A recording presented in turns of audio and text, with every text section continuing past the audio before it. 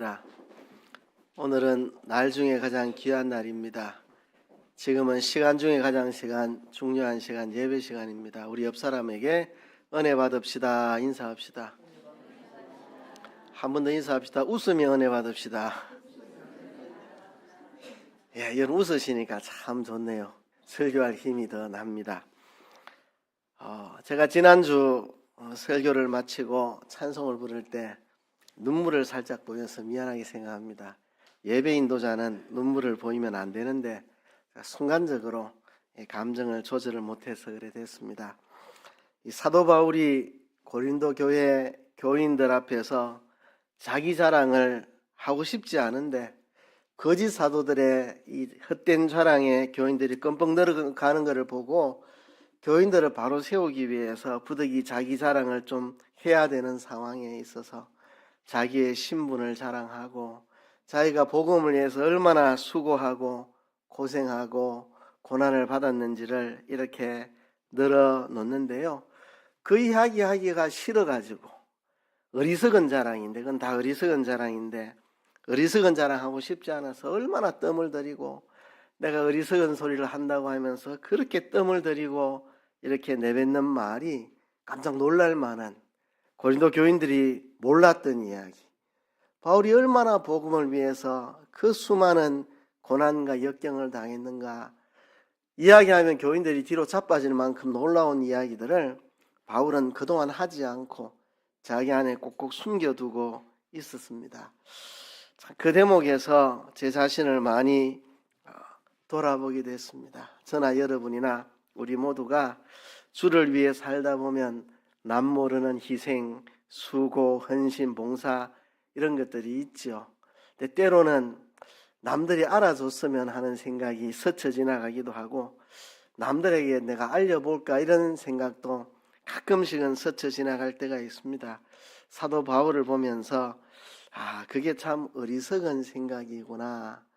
내가 남 모르게 한 수고와 헌신 남한테 자랑할 필요도 없고 알릴 필요도 없구나. 사도 바울은 전혀 그렇게 알리지 않아서 교인들이 아무도 모르게 그렇게 숨어있는 희생과 헌신들이 참 많았고 그거 이야기하는 게 그렇게 죽기만큼 힘들게 참 이거 어리석은 소리인데 하고 싶지 않은데 해야 될 상황이라 어쩔 수 없이 이야기한다면서 그토록 뜸을 들이고 그런 이야기를 하는 바울의 모습에서 우리가 남 모르는 수고, 헌신, 희생, 고난 이런 것들 그냥 남 모르게 내버려 두고 사는 것이 좋겠구나 이런 생각을 가지면서 제가 바울 앞에 부끄러운 생각이 들어서 잠깐 눈물이 났습니다. 사람들은 저마다 자랑거리를 가지고 살아갑니다. 그것을 뽐내며 살아갑니다. 잘생긴 사람들 외모를 자랑하고 돈 있는 사람 돈을 자랑하고 좋은 집, 좋은 차 뭐든지 사람들은 자랑하고 싶어 합니다. 자식이 좋은 학교 들어가면 그렇게 자랑하고 제가 어릴 때는 좋은 학교보다 육사 들어가면 어른들이 그렇게 자랑하대요. 집안 어른들 모이면 어느 집에 누가 육사 들어갔다고 그렇게 자랑하고 자식들 좋은 학교 좋은 직장 들어가면 뽐내고 싶고 자랑하고 싶고 사람들은 다 그런 자랑거리를 가지고 살아갑니다. 상대방이 나보다 자랑거리가 많으면 그 앞에 기가 죽고 왜 나는 자랑거리가 이렇게 없을까 의기소침하게 되기도 합니다. 우리가 다른 사람들의 자랑 앞에 기죽지 않고 우리가 헛된 자랑하지 않고 진정한 참된 자랑을 하면서 살아갈 수 없을까 오늘 생각합니다. 오늘 그 대답을 사도 바울의 자서전적인 이야기인 고린도 후서를 통해서 한번 찾아가 볼 것입니다. 오늘 사도 바울은 이렇게 본문을 시작합니다. 무익하나마 내가 부득불 자랑하노니 주의 환상과 계시를 말하리라.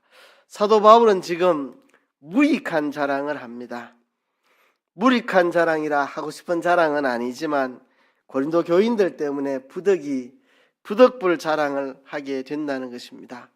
근데 우리에게 충격을 주고 놀라게 하는 게 있습니다. 사도가 무익한 자랑이라고 한 자랑이 뭡니까? 주의 환상과 계시입니다. 주님께로부터 환상을 보고 계시를 받은 것에 관한 자랑이 무익한 자랑이다. 이게 좀 충격적이고 의외의 이야기고 우리를 놀라게 하는 이야기입니다. 아니, 주의 계시를 받고 환상을 보았으면 진짜 자랑할 만한 자랑이겠구만. 그 자랑하는 것을 무익하나마 부득불 자랑을 한다니 이게 무슨 이야기인가, 우리를 놀라게 만드는 고백입니다. 사도는 지금 주의 환상과 계시에 대해서 대표적인 한 사람을 소개합니다. 이 사람은 대단한 체험을 했습니다. 이게 실제적인 체험입니다. 내가 그리스도 안에 있는 한 사람을 아노니, 내가 그리스도 안에 있는 한 사람을 아는데 이 사람이 14년 전에 셋째 하늘에 이끌려 갔다. 14년이라고 분명한 시기를 밝히는 것을 보면 아주 이거는 실제적인 그런 체험이었습니다. 그가 셋째 하늘에 이끌려 갔다. 이 셋째 하늘이 뭘까? 뒤에 4절에 가서 보면 낙원이라고 말을 바꾸어서 표현했습니다. 그러니까 셋째 하늘은 낙원, 하늘나라, 천국을 이야기합니다. 그럼 왜 그거를 세 번째 하늘이라고 하는가? 아마도 유대인들의 생각은 이랬던 것 같습니다.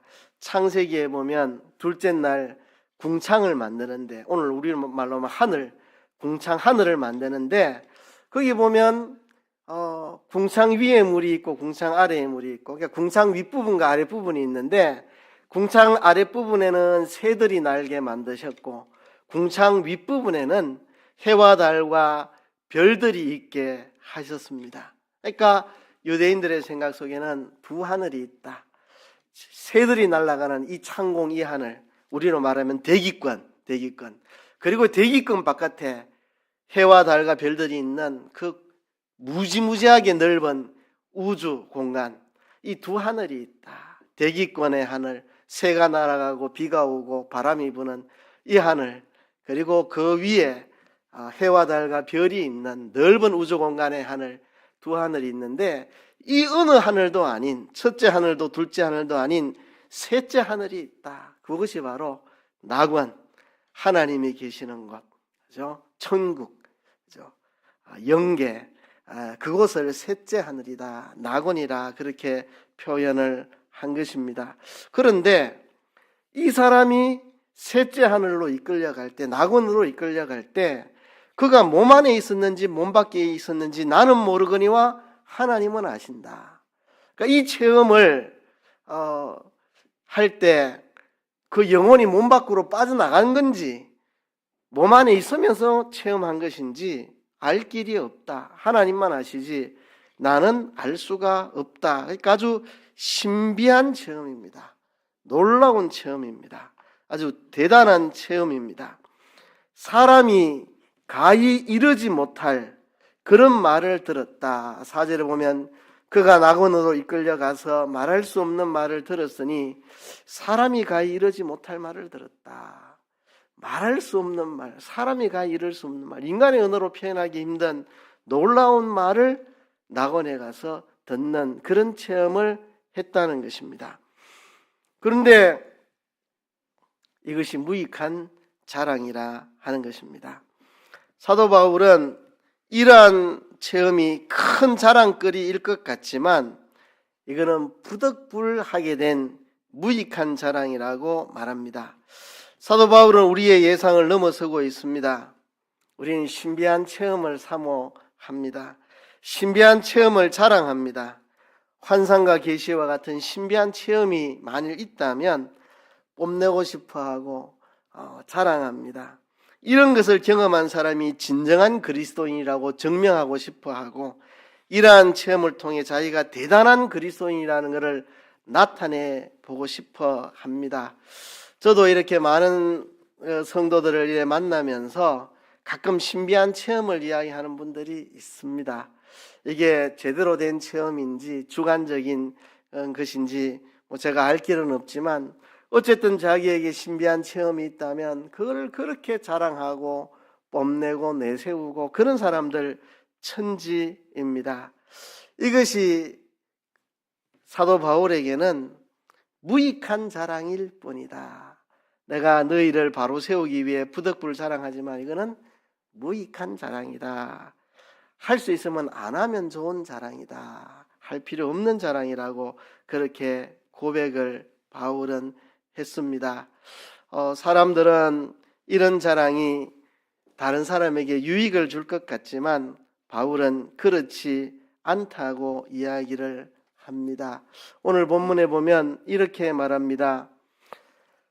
6절에 보면 내가 만일 자랑하고자 하여도 어리석은 자가 되지 아니할 것은 내가 참말을 함이라. 그러나 누가 나를 보는 바와 내게 듣는 바에 지나치게 생각할까 두려워하여 그만두노라.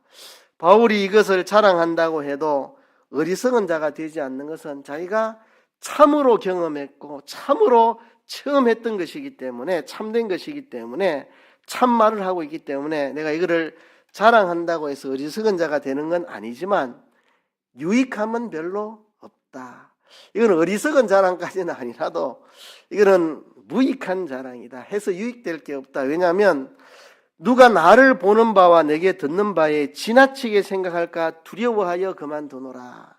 누가 나를 보는 바, 사람들이 사도 바울을 볼 때 내가 이런 환상과 이런 계시를 받았다고 하면 사람들이 사도 바울을 너무 대단한 존재로, 위대한 존재로 막 사도 바울을 너무 지나치게 높이고 숭배하고 사도 바울을 하나님처럼 절대적으로 이렇게 내세우고 그렇게 나를 보는 바에 지나칠까봐, 나를 너무 지나치게 높일까봐, 그러면 유익이 하나도 없다는 거죠. 또 내게 듣는 바에 지나치게 생각할까봐, 내가 거기 가서 어떤 체험을 했는지 이야기해주면 사람들이 그것만 딱 듣고 말아야 되는데 거기서 지나칠까봐 이제 전부 모든 교인들이 환상을 보고 싶어하고 계시를 받겠다고 덤벼들면 이거는 아무런 유익이 없다.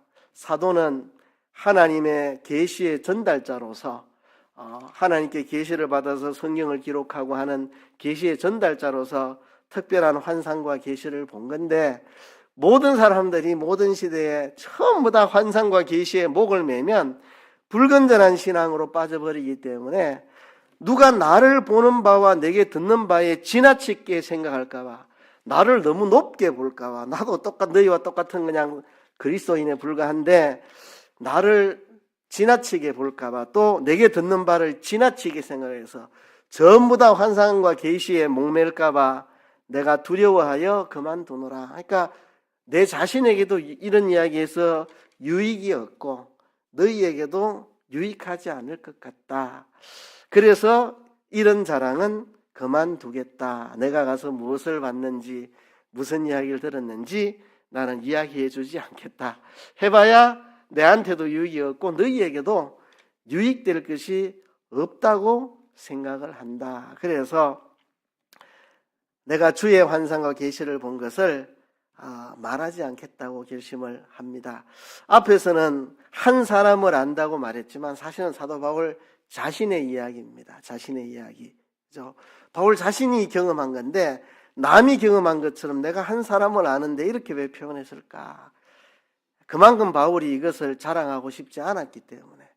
얼마나 자랑하고 싶지 않았으면 내가 한 사람을 아는데 그가 14년 전에 셋째 하늘에 끌려가서 자기가 경험한 건데도 다른 사람이 한 것처럼 이렇게 말을 한 게 그가 그것을 자랑하고 싶지 않아서 그랬고, 그래서 이 자랑을 그만두노라. 그러니까 제가 초신자 때 되게 궁금하더라고요. 이야기 좀 해주지. 무슨 환상을 보고 무슨 계시를 봤는지 이야기 좀 해주지. 되게 궁금하네. 그런데 참 신앙이 자라면서 그런 생각이 어리석은 자랑이다, 생각이다. 바울은 그렇게 자랑하는 게 자기에게도 유익지 않고 성도들에게 유익지 않아서 자랑하지 않겠다 했는데 내가 그거 알아가지고 아무런 도움 될 게 없는데 알고 싶어하는 그 자체가 어리석은 것이라 제가 깨달았습니다. 그러면서 바울은 5절에 보면 내가 이런 사람을 위하여 자랑하겠으나 나를 위하여는 약한 것들 외에 자랑치 아니하리라. 나를 위해서는 약한 것들 외에는 자랑치 않겠다. 나를 위해서는 약한 것들 외에 아무것도 자랑하지 않겠다. 바울은 그렇게 고백을 합니다. 사도에게는 신비한 체험이 여러 차례 있었습니다. 여러 계시가 지극히 큰 것이었습니다. 바울은 이렇게 계시를 받았지만 이것을 이야기하는 것이 유익하지 않을 것 같아서 그만두고 차라리 내가 자랑할 것이 있다면 내 육신의 연약함을 내가 자랑하겠노라고 그렇게 고백을 합니다. 7절에 보면 그것에 대해서 자세히 설명합니다. 여러 계시를 받은 것이 지극히 크므로 너무 자고하지 않게 하시려고 내 육체에 가시고 사단의 사자를 주셨으니 이는 나를 쳐서 너무 자고하지 않게 하려 하심이니라. 자, 바울은 계시의 전달자로서 하나님께 계시를 받아 많은 성경을 우리에게 기록해 주었습니다. 이렇게 계시를 받은 것이 지극히 크기 때문에 교만해지기 쉬웠습니다. 이게 자고라는 말은 스스로 자자 높을 고자, 스스로 자기를 높이는 거, 자고, 자기를 스스로 높이는 거, 교만한 걸 말합니다.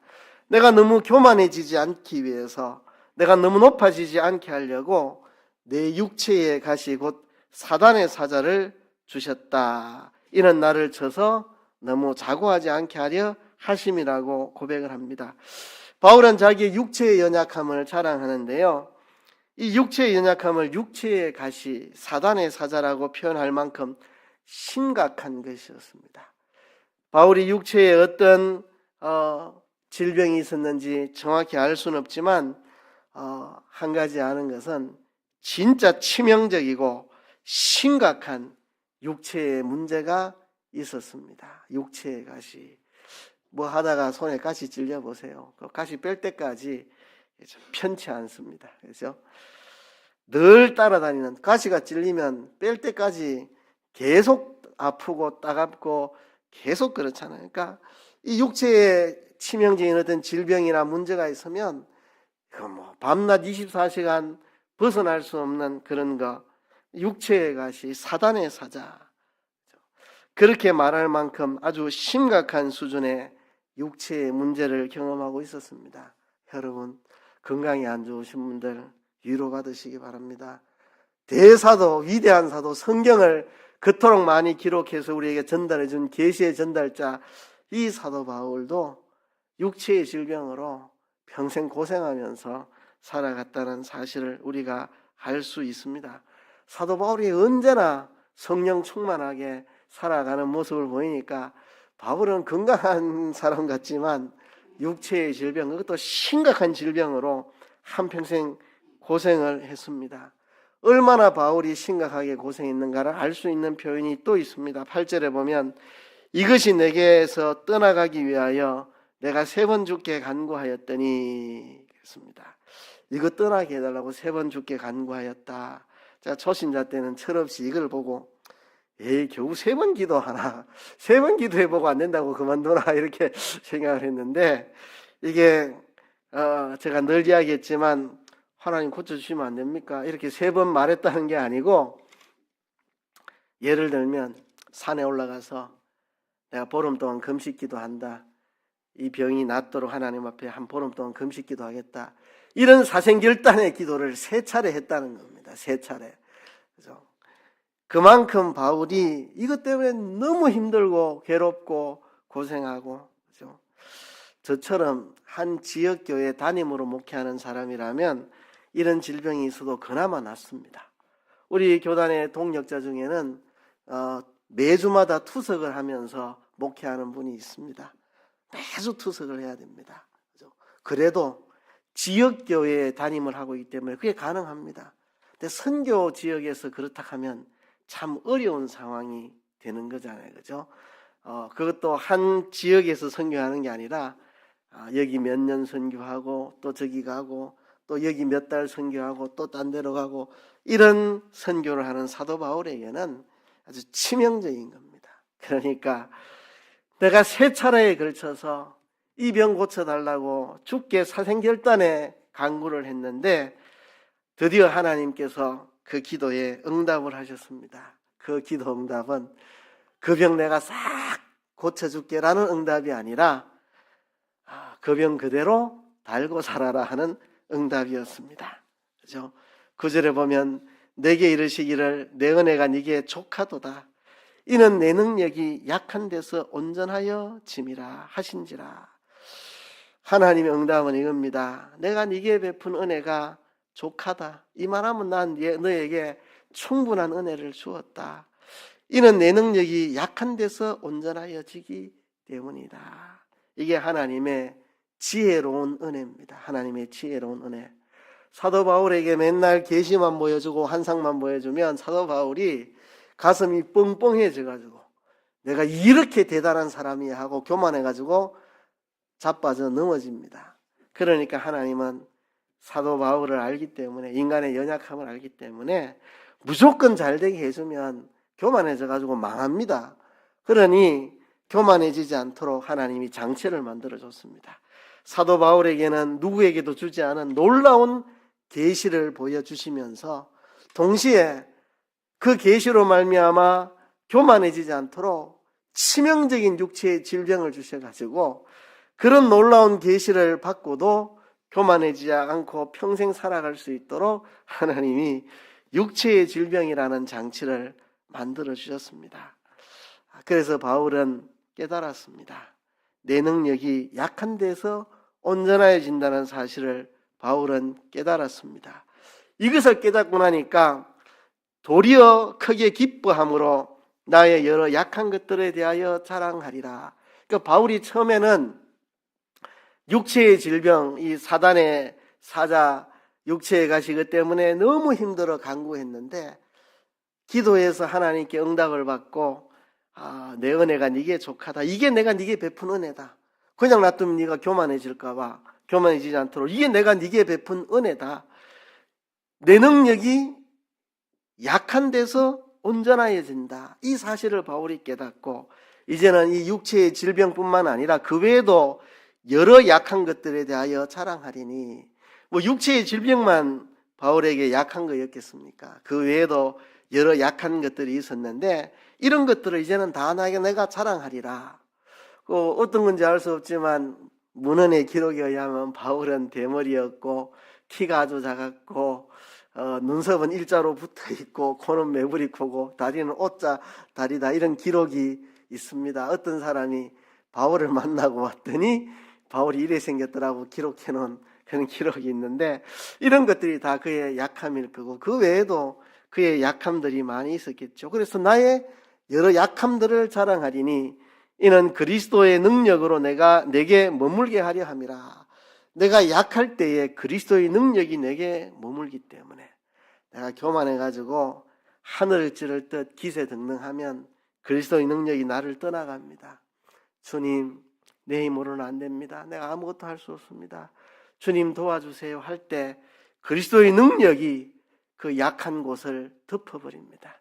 우리의 연약함을 그리스도의 능력으로 감싸고 덮을 때 우리가 강해지고 능력 있게 된다는 사실을 깨달아서 그리스도의 능력이 내게 머물게 하기 위해서 내가 여러 약한 것들에 대해서 자랑하고, 이제 그것뿐만 아니라 약한 것들 외에 능욕받은 것도 얘는 자랑하고 궁핍한 것도 자랑하고 핍박받은 거 곤란받은 거 이 다 기뻐한다. 이제는 이는 내가 약할 그때의 곧 강함이라 고백합니다. 바울은 육체의 가시에 대해서 자랑하게 되었고 기뻐하게 되었고 이제 그것을 넘어서 여러 약한 것들을 기뻐하고 자랑하게 되었고 이제 그것을 떠나서 약한 것뿐만 아니라 능욕받은 거 궁핍한 거 핍박 곤란까지도 이제는 내가 다 기뻐한다. 이것 때문에 내가 그리스도를 의지하고 그리스도의 능력이 나를 덮을 때 내가 강해지기 때문이라고 바울은 고백합니다. 바울은 이제 강함이 무엇인지 압니다. 하나님의 신비한 체험에서보다 나의 약함에서 능력이 나온다는 것. 환상을 보고 계시를 보고 신비한 체험한 데서 하나님의 능력이 내게 임하는 게 아니라 나의 약함 속에서 하나님을 의지할 때 하나님의 능력으로 내가 강하여진다는 거죠. 이게 그리스도인의 강함입니다. 그것은 신기한 체험에 있지 않고 나의 약한 가운데 하나님을 붙잡고 버틸 때 하나님의 능력이 덧입혀지는 것입니다. 우리의 신비한 경험과 체험은 우리를 교만으로 이끌고 그 교만은 우리를 약하게 만들 것입니다. 그러나 우리의 연약함에도 불구하고 끝까지 하나님을 붙들면 하나님의 능력이 우리에게 덧입혀지게 될 것입니다. 이것이 바로 그리스도인의 능력입니다.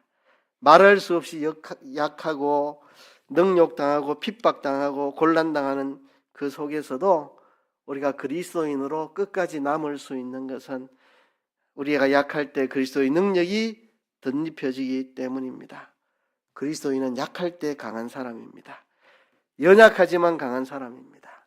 가난하지만 남들을 부유하게 만드는 사람이라고 바울은 이미 고린도후서 6장 10절에서 내가 가난하지만 많은 사람을 부유하게 만드는 사람이다. 그래 고백했습니다.